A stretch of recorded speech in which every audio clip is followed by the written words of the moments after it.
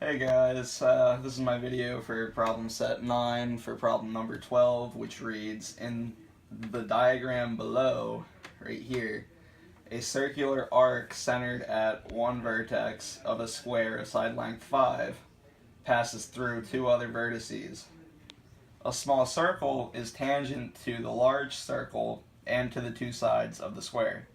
Compute the radius of the small circle. So with the unknown radius, this distance here is r.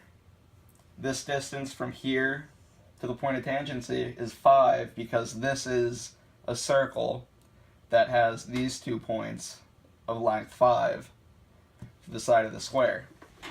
So the distance from the center of this circle to the center of this circle is going to be 5 plus r. And this distance here, considering that this is still length r and this is length 5, is going to be 5 minus r. And that's also going to be the length of this, with this being a right triangle. So a squared plus b squared is going to be c squared, where c squared is 5 plus r. So you take both of these, quantity squared, and this one's multiplied by 2 because you're adding the same thing to it. It's going to be 25 plus 10r plus r squared equals 50 minus 20r plus 2r squared. So when you start moving things to the same side, you're going to get 25 minus 30r plus r squared equals 0. And for it to look prettier, because you're going to have to put it in the quadratic formula to solve, you're going to get r squared minus 30r plus 25.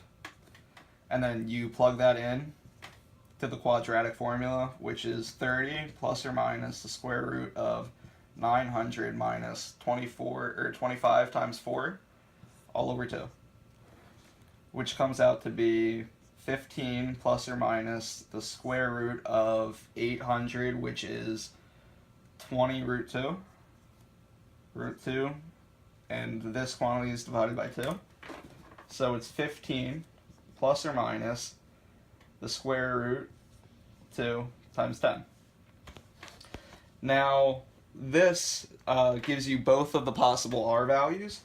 R is going to be equal to 15 plus or minus, but 15 plus 10 root 2 is around 14. And the radius of the circle isn't going to be 29. It's going to be something much less than 5. So 15 minus 10 root 2 will be your answer.